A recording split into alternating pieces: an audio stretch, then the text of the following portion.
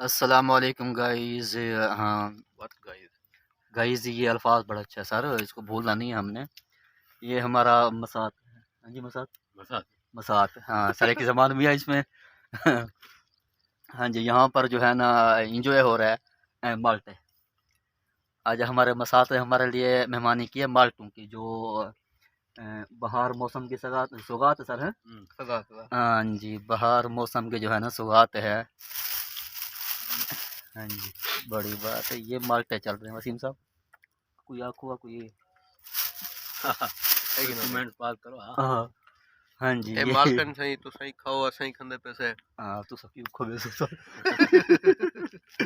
हाँ जी, बड़ा अच्छा माहौल होता है यार वैसे देहाती इलाकों का ना, है ना सर? आबो हवा और ये हरा भरा इलाका देख कर ना बड़ा दिल खुश होता है। हाँ जी, ये हमारे मसात थोड़ा इधर देखो ना सर। हाँ जी, ये हमारे मसात हैं माशाल्लाह। अल्लाह, हाँ, बड़ी।